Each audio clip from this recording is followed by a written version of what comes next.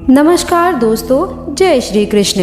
स्वागत है आप सभी का हमारे YouTube चैनल में। आपके घर में नाग देवता बनकर पधारने वाले हैं। दोस्तों, आपको कुछ सावधानियां रखनी चाहिए। इस वीडियो में हम आपको ऐसी जानकारी देंगे जिससे आपकी किस्मत 100% बदल जाएगी।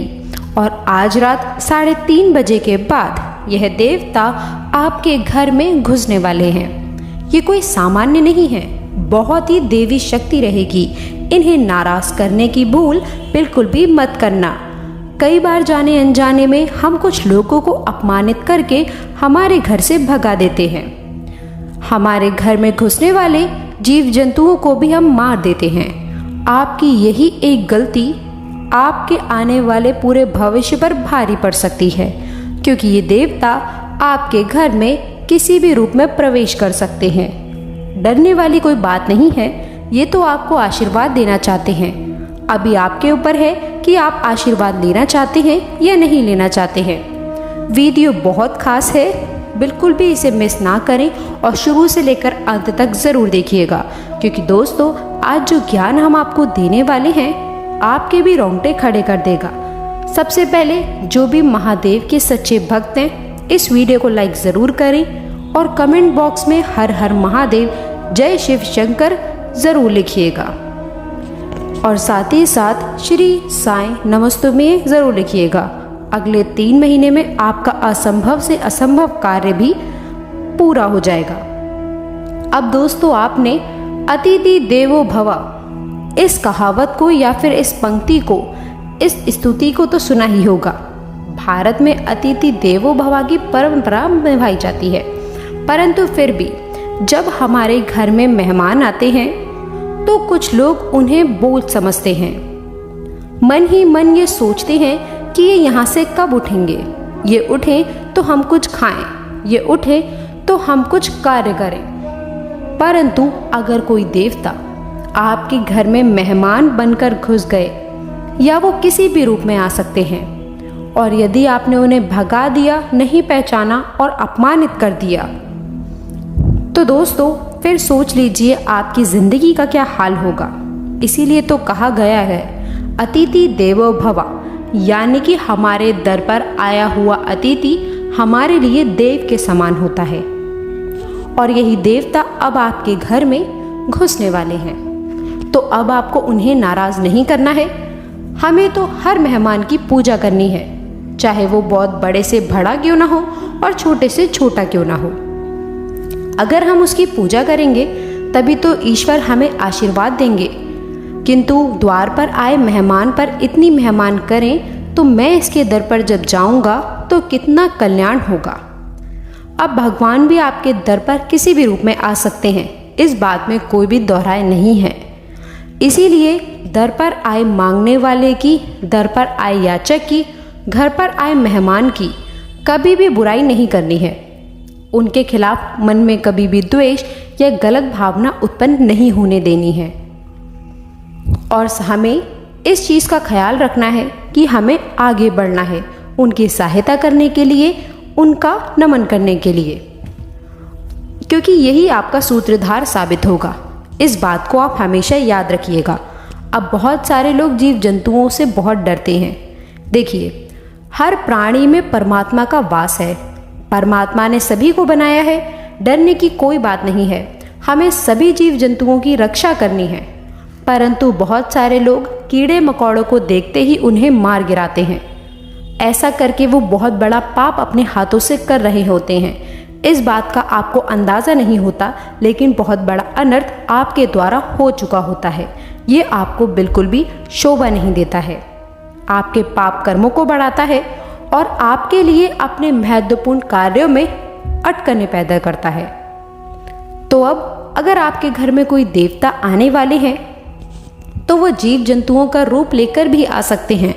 मान लीजिए वो किसी जंतु का या फिर जीव का रूप लेकर आपके घर में आ रहे हैं और आपने उन्हें बहुत मार करके भगा दिया, या थोड़ा छोटा कीड़ा मकोड़ा उसे आपने अपने पैर से कुचल दिया, तो सोचिए आपके द्वारा कितनी बड़ी गलती हो जाएगी। यही तो दोस्तों परीक्षा का समय होता है। मान लीजिए अनजाने में आपसे अगर कोई गलती हो जाती है तो दोस्तों मौका होता था आपके पास में किस्मत को चमकाने का, उस मौके को आप खो देते हैं। तो हमारा आपसे यही आग्रह है कि मात्र 48 घंटे बाकी रह गए हैं। आज रात 3:30 बजे के बाद कभी भी देवता आपके घर में प्रवेश कर सकते हैं।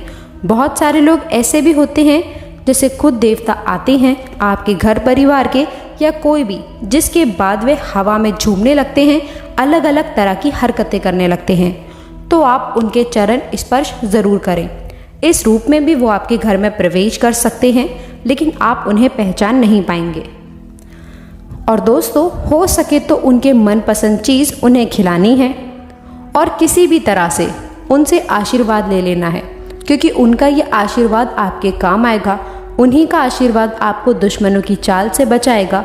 उन्हीं का आशीर्वाद आपको हर परिस्थिति का सामना करना सिखाएगा। आने वाले अगले दिनों में एक और चाह तो दूसरी ओर राह, यानी कि जो चाहेंगे उसी का रास्ता बन जाएगा। परंतु कई बार ऐसा भी हो जाता है कि इंसान मन से जो काम करता है उसका रिजल्ट बहुत अच्छा आता है, और जो लोगों की बातें सुनकर काम करता है उसका परिणाम अच्छा नहीं आता। इसीलिए आप भगवान को पूजिए, लेकिन अपने मन से, ना कि किसी दूसरे कर कहने पर। अगर आपकी कोई मन्नत पूरी नहीं होती है तो उस भगवान को बदल देते हैं, किसी और भगवान की शरण में चले जाते हैं। वहाँ पर भी उसकी मन्नत पूरी नहीं होती तो तीसरी भगवान की शरण में चले जाते हैं। और यहाँ तक तो छोड़िए, जब बहुत समय तक आत्म नहीं होता है तो अपने धर्म को छोड़कर किसी और धर्म के पास पहुँच जाता है।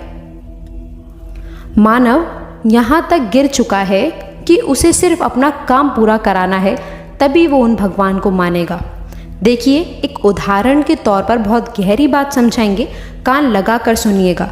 मान लीजिए आप एक कुआं खोद रहे हैं। आपने उसे थोड़ा सा खोदा और पानी नहीं आया, तो आप दूसरा कुआं खोदने लग गए।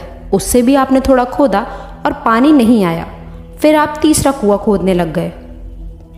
इसी तरह से आप कुएं खोदते गए और किसी में भी पानी नहीं आया।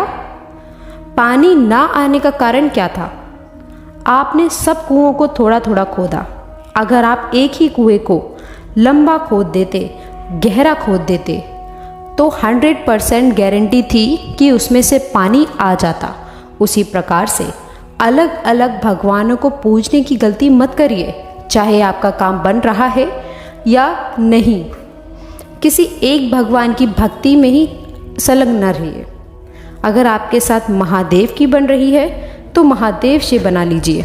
राम जी के साथ आपका कनेक्शन बैठ रहा है तो आप राम जी को अपना लीजिए।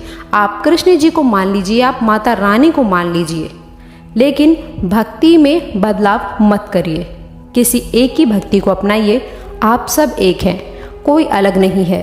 आपका काम ज़रूर बनेगा, लेकिन आपको एक ही कुएं को गहरा खोदना होगा, क्योंकि दोस्तों भगवान एक ही है किंतु उसके रूप अनेकों हैं। जैसे कि दोस्तों हमने आपको बताया कि यह देवता किसी भी रूप में आपके घर में दस्तक दे सकते हैं। अगर सामान्य आँखों से उन्हें आप नहीं देख पाए तो ये दूसरी बात है, लेकिन किसी का रूप देख करके अगर आपके द्वार पर आते हैं तो चाहे कोई भी आ जाए, मांगने वाला ही क्यों ना हो, उसे आदर सत्कार से कुछ देना है, उसका सम्मान करना है, उसे प्यार भरे ही बोल बोलने हैं, उससे कड़वी बातें नहीं करनी है। ये बात आप खास तौर पर ध्यान रखें, क्योंकि अक्सर जब हमारे दर पर कोई मांगने वाला आता है तो हमारा मुंह बन जाता है। हम उसे देना नहीं चाहते, हम उसे किसी भी तरह से भगाना चाहते हैं। तो यही चीज़ें जीवन में दिक्कत देती हैं, तकलीफ़ देती हैं। अगर भगवान ने आपको किसी को कुछ देने के काबिल बनाया है, देखिए लेने के काबिल तो नहीं बनाया है, देने के काबिल ही बनाया है, तो ये कितनी अच्छी बात है। आपको इसका अभिमान रखना चाहिए कि आपको भगवान ने देने के काबिल बनाया है। और पृथ्वी गोल है और आपके पिछले जन्म में आपकी यह गलती हो सकती है आपको लेने वाला बना दे। इसीलिए हमें तो आज से ही, अभी से ही हमारे कर्मों को सुधारते रहना है, क्योंकि हमें इस जीवन मरण के चक्र में नहीं फंसना। हमें तो भव सागर पार करना है, और वो भव सागर पार होगा मर्यादा के साथ, आत्मसम्मान के साथ, ईमानदारी के साथ, सत्यता के साथ, और हमेशा सदा सही व्यवहारिकता सत्कर्म के साथ। तो ज़िंदगी में ये नियम बना लीजिए कि सभी से प्यार से रहेंगे, सभी से प्यार से बात करेंगे, तो ये दुश्मन ही क्यों ना आपके द्वार पर आ जाए, हमें उसका भी सम्मान ही करना है।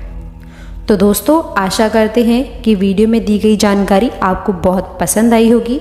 वीडियो अच्छी लगी हो तो अपने दोस्तों के साथ, मित्रों के साथ और परिवारजनों के साथ इसे साझा करिएगा। साथ ही कमेंट बॉक्स में सच्ची श्रद्धा से जय शिव शंकर, ओम नमः शिवाय लिखकर अपनी मनोकामना भी लिख दीजिएगा, ताकि भगवान आपकी सीधे सुनवाई कर सके।